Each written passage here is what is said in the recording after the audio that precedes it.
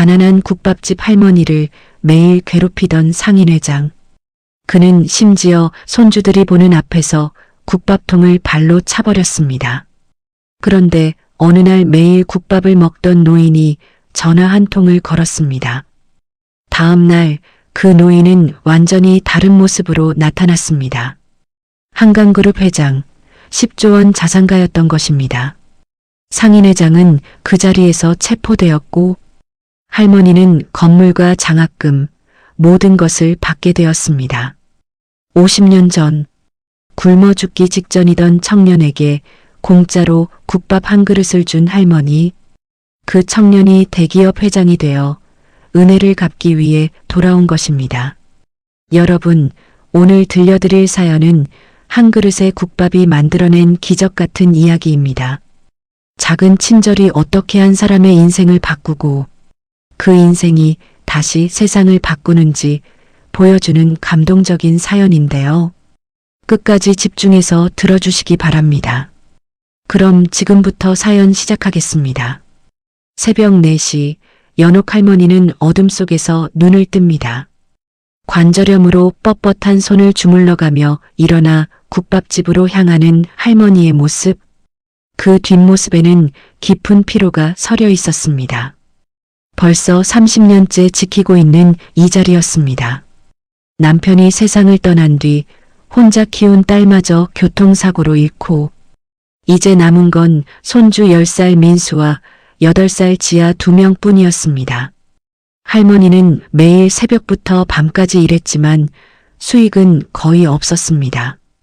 그릇당 5,000원, 재료비를 빼면 남는 게 얼마나 되겠습니까? 그런데 문제가 생긴 건 석 달 전부터였습니다. 새로 부임한 상인회장 강만수, 50대 중반의 이 남자는 장터 상인들을 쥐락펴락하며 돈을 뜯어냈습니다. 자릿세 인상, 관리비 명목의 추가 요금, 상인들은 불만이었지만 강만수가 구청과 연줄이 있다는 소문 때문에 입을 다물 수밖에 없었습니다. 어느 날 강만수가 연옥 할머니를 찾아왔습니다. 할머니, 이 자리 좋은데? 장터 입구잖아. 자릿세 2배로 올립니다. 회장님, 저 이미 빠듯하게 내고 있어요. 더는 못 내요. 할머니의 떨리는 목소리에도 강만수는 비웃기만 했습니다. 못 내면 나가. 여기 들어오고 싶어 하는 사람 많아. 그날부터 괴롭힘이 시작되었습니다. 강만수는 할머니의 가게 앞을 지날 때마다 트집을 잡았습니다. 위생 상태가 엉망이라며, 냄새 때문에 손님들이 불만이라며 사실무근인 말들을 쏟아냈습니다. 연옥 할머니는 새벽마다 가게를 깨끗이 닦고 식재료도 당일 구입한 것만 사용했지만 소용없었습니다. 어느 날 강만수는 점심시간에 손님들이 가득한 국밥집에 들어와 큰 소리로 외쳤습니다. 여기 국밥 먹지 마세요. 위생검사 탈락했어요. 거짓말이었습니다. 하지만 손님 몇몇은 일어나 나가버렸고 할머니의 얼굴은 새하얘졌습니다. 회장님, 왜 이러세요? 제가 뭘 잘못했어요? 잘못? 내 말 안 듣는 게 잘못이지. 손주들이 방과 후 가게에 오는 날이었습니다. 민수와 지아는 할머니 일을 돕겠다며 설거지를 하고 있었습니다. 그때 강만수가 다시 나타났습니다. 애들까지 불러서 장사해? 아동 학대 아니야? 그는 일부러 국밥통을 발로 찼습니다. 쾅! 뜨거운 국물이 사방으로 쏟아졌습니다. 지아가 소리 없이 울었고 연옥 할머니는 떨리는 손으로 손녀를 끌어안았습니다. 가게는 아수라장이 되었습니다. 국물 범벅이 된 바닥, 깨진 그릇들. 할머니는 그 자리에 주저앉아 울었고 손주들도 함께 울었습니다. 그날 밤 연옥 할머니는 빈 가게에 혼자 앉아 있었습니다. 무릎을 감싸 안고 흐느끼며 하늘을 올려다봤지만 별빛만 차갑게 빛날 뿐이었습니다. 80평생 착하게 살았는데 왜 이런 고통을 주시는가? 할머니는 울부짖었습니다. 허름한 노인이 처음 연옥 할머니의 국밥집에 온 건 2달 전이었습니다. 국밥 하나 주세요. 낮고 조용한 목소리였습니다. 할머니는 정성껏 국밥을 내왔고 노인은 천천히 한 숟가락 떠먹더니 고개를 끄덕였습니다. 맛있습니다. 그 한마디가 연옥 할머니에게는 큰 위로였습니다. 그 뒤로 노인은 매일 같은 시간에 왔습니다. 오전 11시 늘 같은 자리에 앉아 국밥 한 그릇을 먹고 6,000원을 내고 갔습니다. 1,000원은 항상 팁이었습니다. 노인 박철수는 70 중반쯤 되어 보였습니다. 낡은 잠바에 해진 운동화, 허리는 약간 구부정했고 손에는 세월의 주름이 깊었습니다. 하지만 그의 눈빛은 달랐습니다. 맑고 깊었습니다. 무언가 많은 걸 겪은 사람의 눈빛이었습니다. 어느 날 연옥 할머니가 무거운 쌀포대를 나르고 있었습니다. 철수 노인이 다가와 말없이 드러날랐습니다. 아이고, 손님이 왜 이런 걸? 괜찮습니다. 제가 할 일이 없어서요. 노인은 웃으며 말했습니다. 그날부터 철수 노인은 종종 연옥 할머니를 도왔습니다. 장작을 패거나 설거지를 하거나 때로는 손주들 숙제를 봐주기도 했습니다. 할아버지, 이 문제 어떻게 풀어요? 민수가 수학 문제를 들고 오자 철수 노인은 차근차근 설명했습니다. 여기서 이렇게 하면 되지. 수학은 논리란다. 천천히 생각하면 다 풀려. 지아는 철수 노인에게 그림을 보여줬습니다. 할아버지, 제 그림 어때요? 정말 잘 그렸구나. 색깔 쓰는 게 아주 좋아. 연옥 할머니는 철수 노인을 볼 때마다 묘한 감정을 느꼈습니다. 낯설지 않은 느낌. 마치 오래전에 만났던 사람 같았지만 기억은 나지 않았습니다. 그러던 어느 날 강만수가 또 나타났습니다. 할머니, 이번 주까지 자리세 안 내면 강제 퇴거야. 알았지? 할머니는 고개를 숙였습니다. 회장님, 제발 조금만 기다려주세요. 손주들 학원비 내느라. 나 몰라. 규칙은 규칙이야. 강만수는 철수 노인을 힐끗 보더니 비웃었습니다. 저 거지 같은 노인네는 뭐야? 공짜 얻어먹으러 온 거야? 손님입니다. 매일 오시는 단골 손님이에요. 연옥 할머니가 급히 말했지만 강만수는 철수 노인에게 다가갔습니다. 야, 할아버지. 여기 자주 오지 마. 분위기 망쳐. 철수 노인은 조용히 국밥을 먹고 있었습니다. 강만수가 짜증을 냈습니다. 말 안 들려? 귀 먹었어? 철수 노인이 천천히 고개를 들었습니다.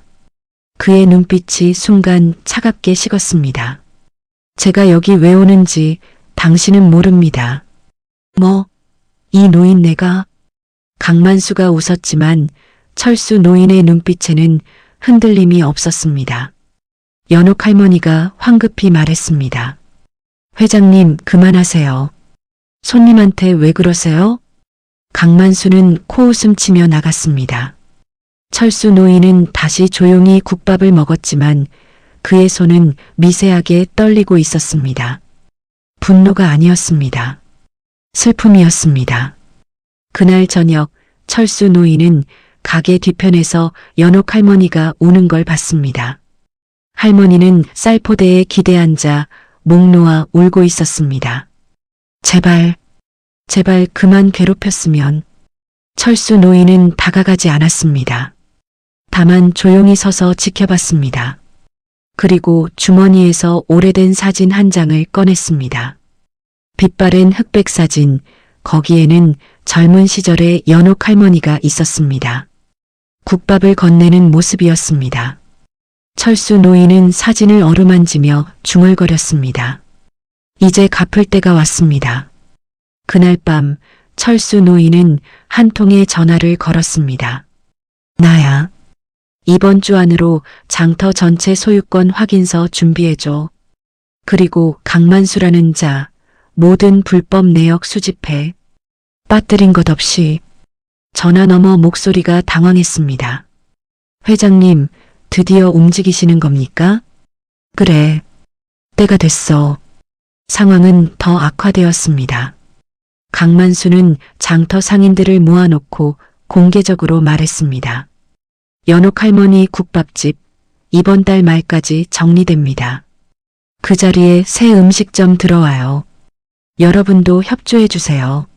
상인들은 술렁였습니다. 누군가 물었습니다. 할머니가 동의했어요? 동의? 할 필요 없어. 내가 회장이고 내가 결정하는 거야. 연옥 할머니는 그 소식을 듣고 망연자실했습니다. 30년을 지킨 이 자리를 잃는다면 손주들은 어떻게 키우나. 할머니는 강만수를 찾아가 무릎까지 꿇었습니다. 회장님, 제발 한 번만 봐주세요. 제가 월세 올려드릴게요. 제가 더 열심히 일할게요. 하지만 강만수는 비웃었습니다.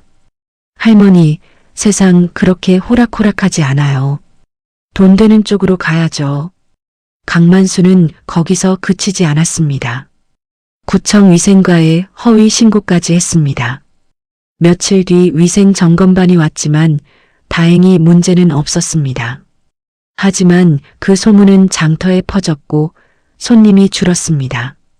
하루 매출이 반토막 났습니다. 어느 날 오후 강만수는 마침내 선을 넘었습니다. 연옥 할머니의 가게에 들어와 손주들 앞에서 소리쳤습니다. 할머니, 여기 정리하라니까? 왜 말귀를 못 알아먹어? 그리고는 국밥솥을 또 발로 찼습니다. 쾅! 뜨거운 국물이 사방으로 튀었습니다. 지아가 비명을 질렀고 민수가 동생을 감싸 안았습니다. 연옥 할머니는 얼어붙었습니다. 회장님, 제발. 목소리가 나오지 않았습니다. 강만수는 비웃으며 나갔습니다. 내일까지 짐 싸. 안 그러면 강제로 치운다. 가게는 아수라장이 되었습니다. 국물 범벅이 된 바닥, 깨진 그릇들. 연옥 할머니는 그 자리에 주저앉아 울었고 손주들도 함께 울었습니다. 그 광경을 멀리서 지켜보던 철수 노인의 주먹이 꽉 쥐어졌습니다. 손등에 핏줄이 붉어졌습니다. 철수 노인은 가게로 걸어갔습니다. 연옥 할머니와 손주들을 조용히 일으켜 세웠습니다. 할머니, 괜찮습니다. 제가 정리 도와드릴게요. 아이고, 손님 미안해요. 이런 꼴 보여서. 할머니는 고개를 숙였습니다. 철수 노인은 조심스럽게 할머니의 손을 잡았습니다. 할머니, 기억하십니까? 50년 전 이 장터에서. 할머니가 고개를 들었습니다. 철수 노인이 조용히 말을 이었습니다. 굶어 죽기 직전이었던 청년에게 할머니께서 국밥 한 그릇을 주셨습니다. 공짜로. 그 청년이 바로 저였습니다. 연옥 할머니의 눈이 커졌습니다. 희미한 기억이 떠올랐습니다. 50년 전 25살이었던 연옥, 장터에서 처음 국밥집을 시작했을 때 허름한 옷을 입은 청년이 가게 앞을 서성였습니다. 배가 고파 보였습니다. 연옥은 그에게 국밥을 건넸습니다. 드세요. 돈은 나중에 벌어서 주세요. 그게 손님이었어요? 할머니가 떨리는 목소리로 물었습니다. 철수 노인은 고개를 끄덕였습니다. 네. 저는 그 국밥으로 살았습니다. 그리고 오늘까지 왔습니다. 이제 제가 은혜를 갚을 차례입니다. 철수 노인은 다시 전화를 걸었어요. 이번에는 연옥 할머니가 들을 수 있게 말했습니다. 모든 준비 끝났나? 좋아. 내일 시작하자. 강만수, 그리고 이 장터에서 벌어진 모든 부정을 밝혀내. 할머니와 손주들은 멍하니 철수 노인을 바라봤습니다. 이 허름한 노인이 대체 누구인가? 철수 노인은 마지막으로 말했습니다. 할머니, 걱정 마세요. 이제 모든 게 바뀝니다.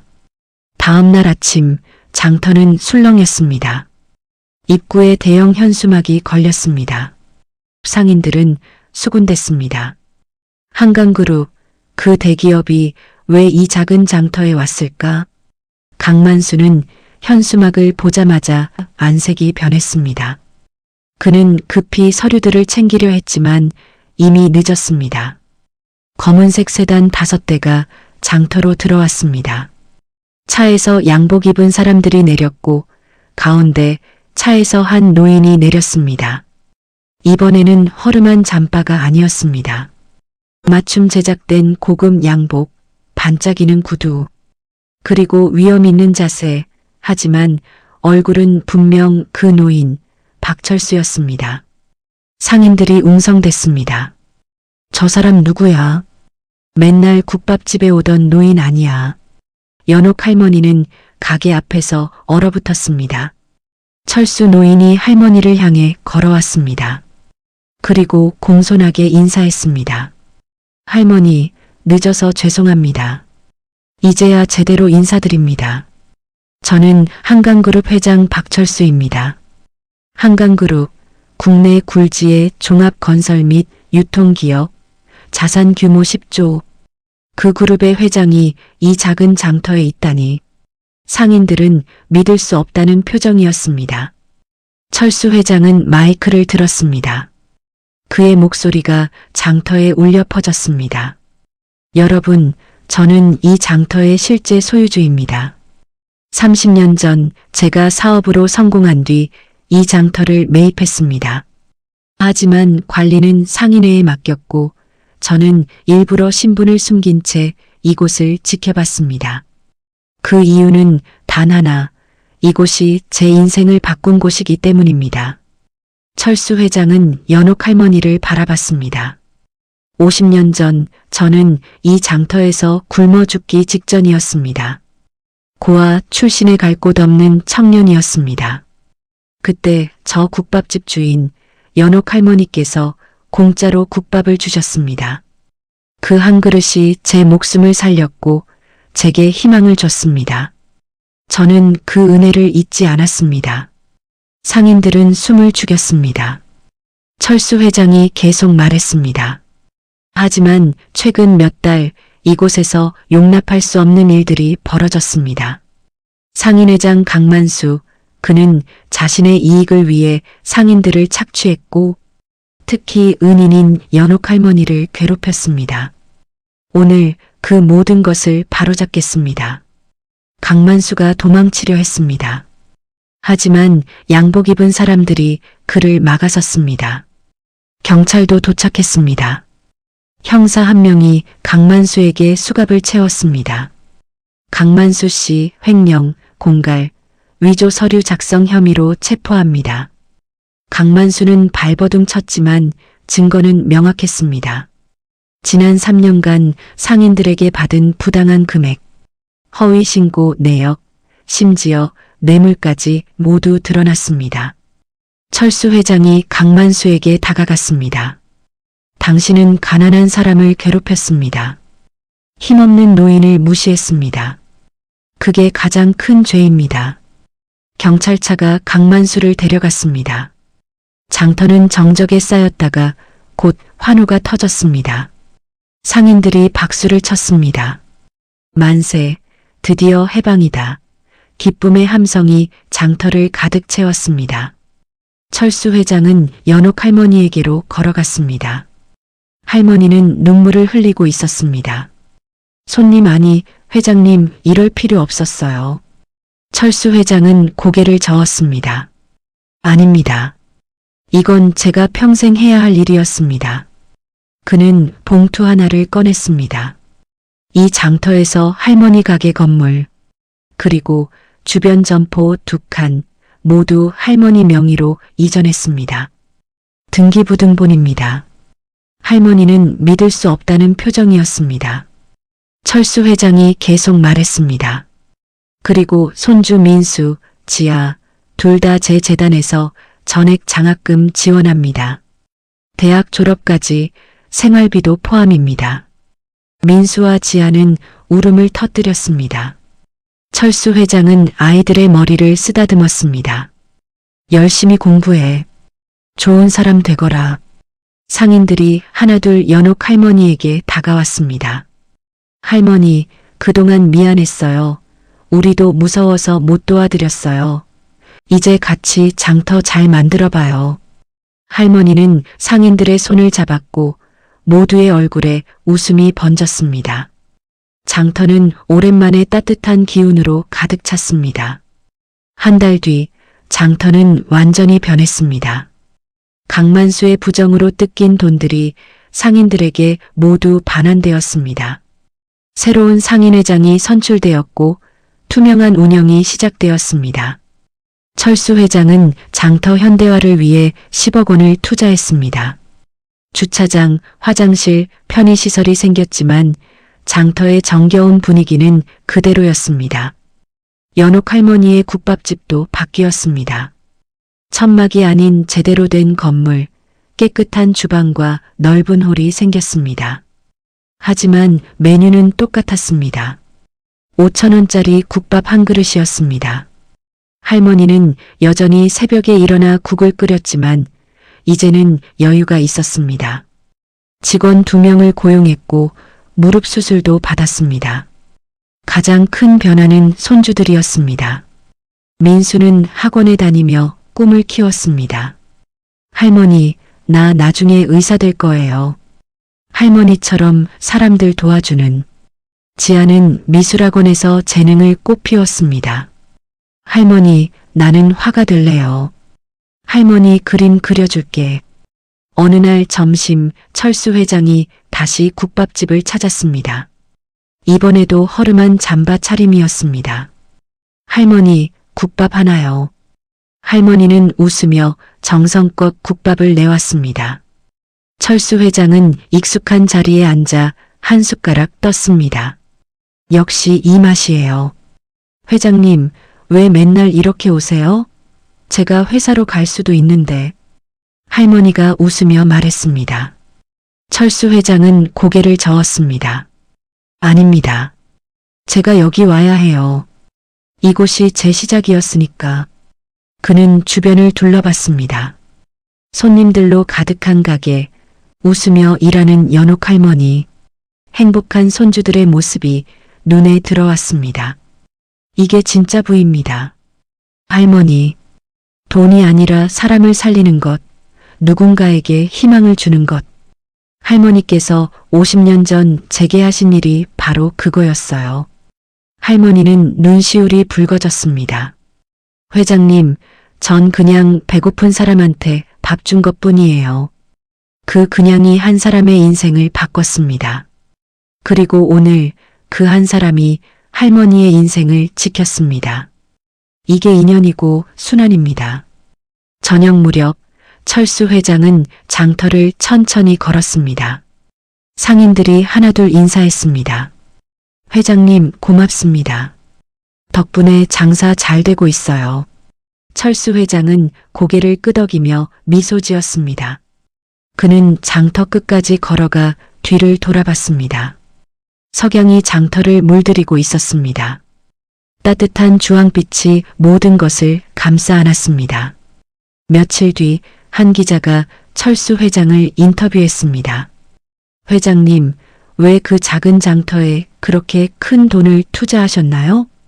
철수 회장은 잠시 생각하더니 대답했습니다. 돈은 쓸 곳을 찾아야 의미가 있습니다. 저는 그저 빚을 갚은 것뿐입니다. 50년 전 받은 국밥 한 그릇의 빚을요. 단지 국밥 한 그릇 때문에 이 모든 걸 하셨다는 게 믿기지 않는데요. 기자가 놀라며 물었습니다. 철수 회장은 고개를 저었습니다. 국밥 한 그릇이 아닙니다. 그건 따뜻함이었고 희망이었고 사람에 대한 믿음이었습니다. 그게 제 인생을 바꿨어요. 돈으로는 살 수 없는 것들입니다. 그날 저녁 연옥 할머니는 손주들과 함께 저녁을 먹었습니다. TV에서 철수 회장의 인터뷰가 나왔습니다.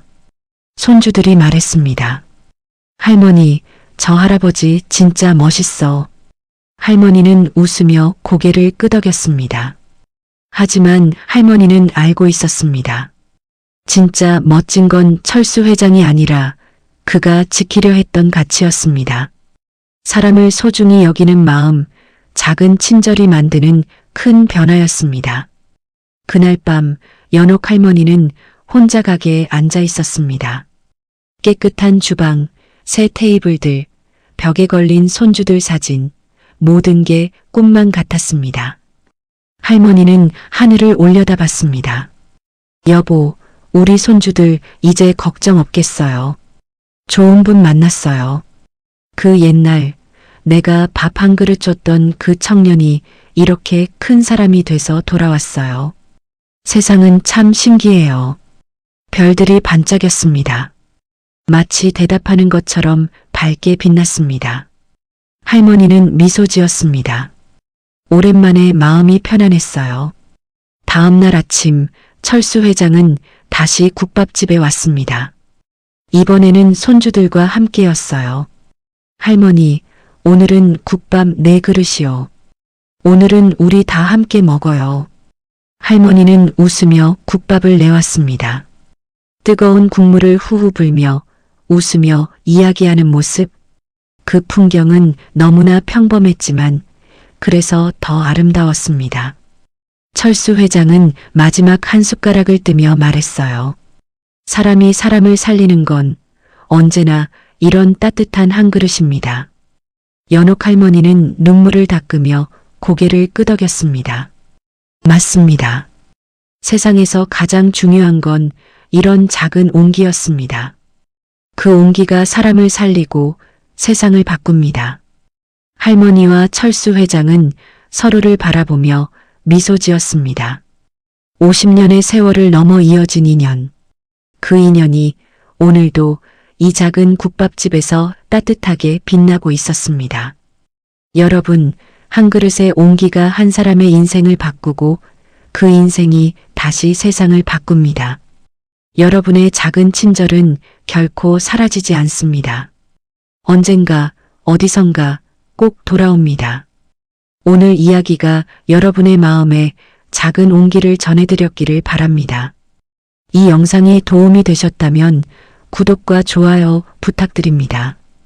여러분의 구독과 좋아요 하나하나가 더 많은 감동적인 이야기를 전하는데 큰 힘이 됩니다. 다음에도 더 좋은 이야기로 찾아뵙겠습니다. 시청해주셔서 감사합니다. 여러분, 오늘도 따뜻한 하루 보내세요.